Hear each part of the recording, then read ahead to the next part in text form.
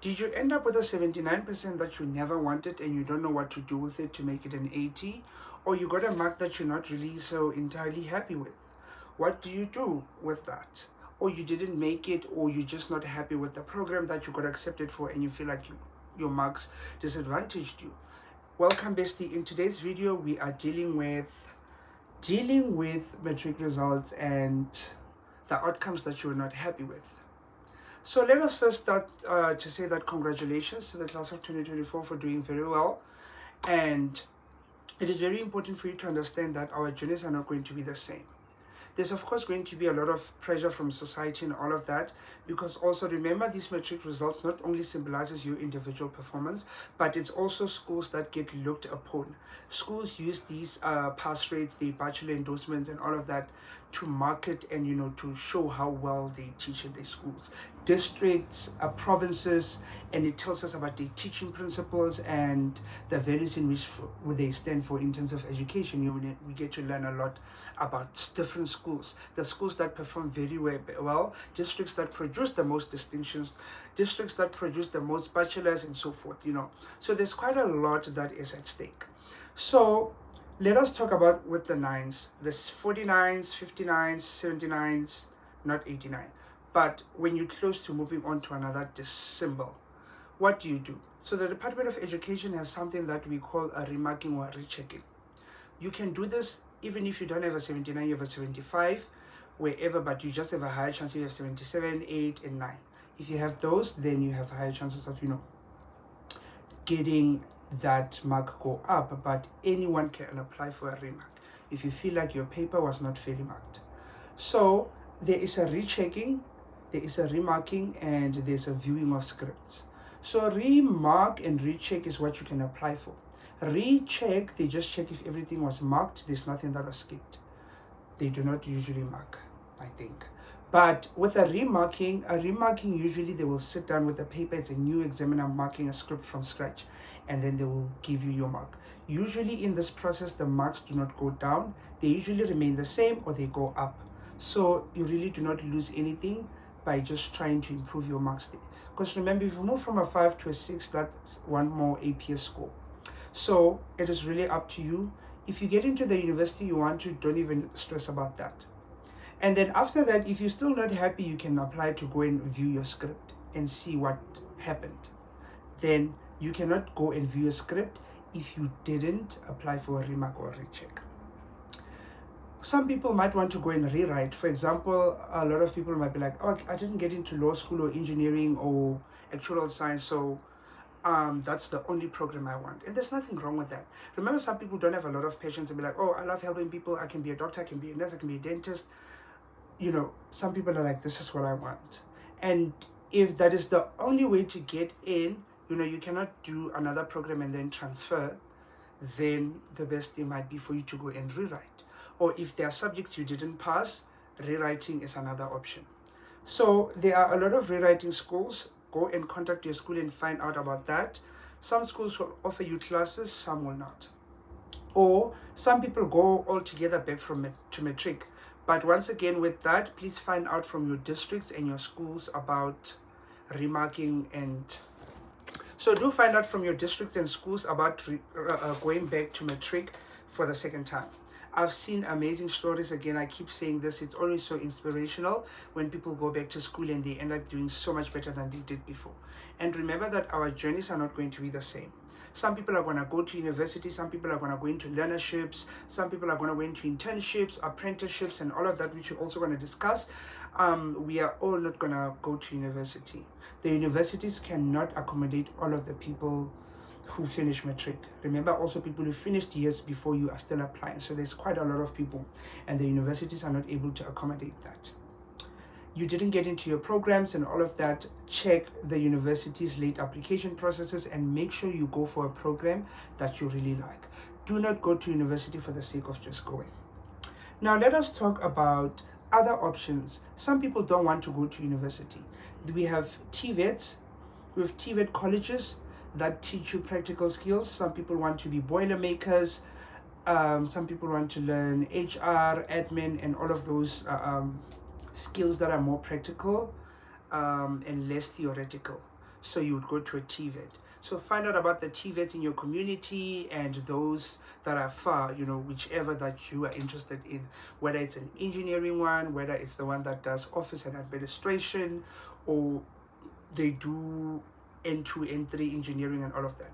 You work on what is good for you. Do research. There's a lot of information on the internet. Utilize that. There's apprenticeships, there's learnerships, but most importantly, there's also an opportunity to study abroad. The Department of Higher Education Training has multiple scholarships on their websites. What you need to do is go and check where the scholarships are and for which programs. They usually cover almost everything. So make sure you check the closing dates and you apply to those universities. They will tell you the university and then you go and apply. Usually those people start their academic year in September, so you'd be sitting at home thinking and applying and waiting, So do that. You might even do that while you re-upgrading and all of that. There are also upgrading opportunities that are out there. Some might be area specific, like this one I think in the Northwest. Is it Northwest? Yes, you get to upgrade 2 or 3 subjects, but you must be from a certain region. So there are some in other provinces that I'm not aware of. If you know any, please comment them down below so that other people can also benefit from that. But also, it is very important to understand that you have worked hard, you have worked thoroughly throughout the year, and if you didn't work hard, life happens, you go back at it. There's no shame in that. There's just a lot of attention on matric results, so much that people think that going back to school is a bad thing. Some people go back and they even do very well. They get into the programs. I've seen a story where someone gets into medical school and all of that. So it is very important for you to understand what is it that you want to do with after matric. Some people want to go to work. There is work opportunities. Make sure that you look at the website. Some people want to become minors. Minors, they will want your matric, they'll want a CV. Find out how to do a proper CV, submit it, drop it somewhere. You want to do an internship. So there is a lot of opportunities for everyone out there. It's just that our attention is always just so focused on university and not other opportunities that are available for matrics and people who finished high school. So it is very important to what? Make sure that you look at all the opportunities that are available for you. Okay, bestie, that is it, and good luck for 2025, and I wish you nothing but the best. Bye, bestie. Hi, bestie, welcome back. You are not sure whether to choose a university because of its ranking or whether to choose the program you want. Let us talk about it. So bestie, this is a very, very common thing, so do not think that you are alone. A lot of people fall into the pressure of choosing a university.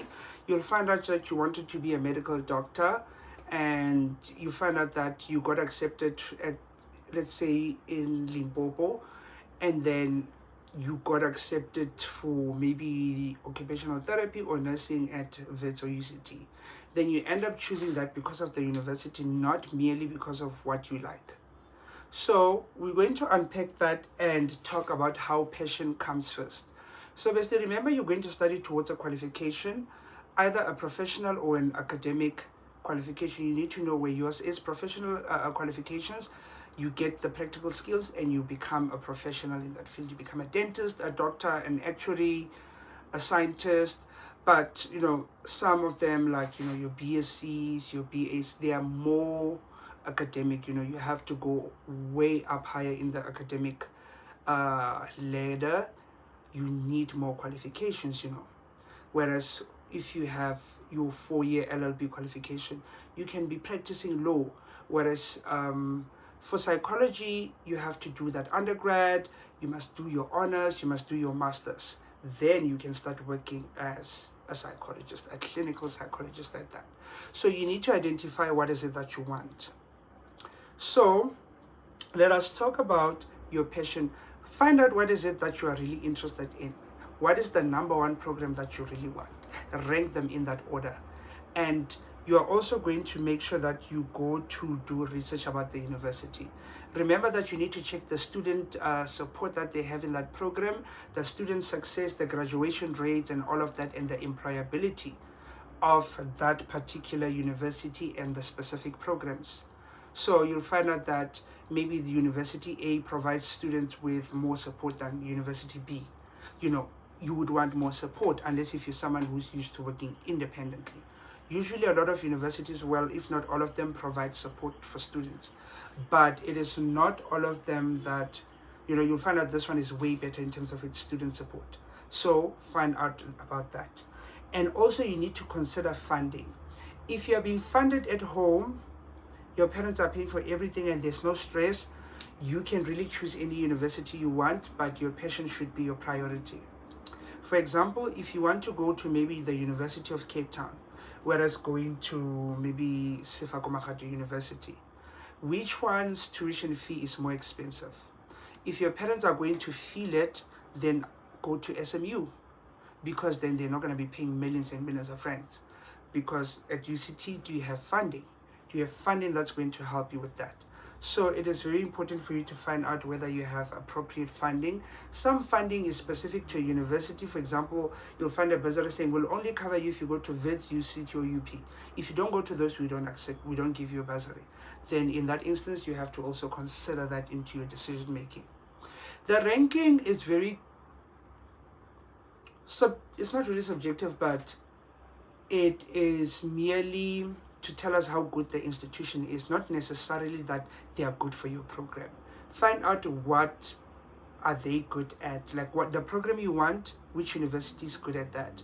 But basically, at the end of the day, make sure that whatever decision that you make is a decision that you're going to be happy with and you are going to be content with. If you're choosing a university because of its ranking, go with that, but that is a decision that you make and you need to be comfortable with that. That is it from me. Good luck for 2025 and wish you the best. Bye, bestie.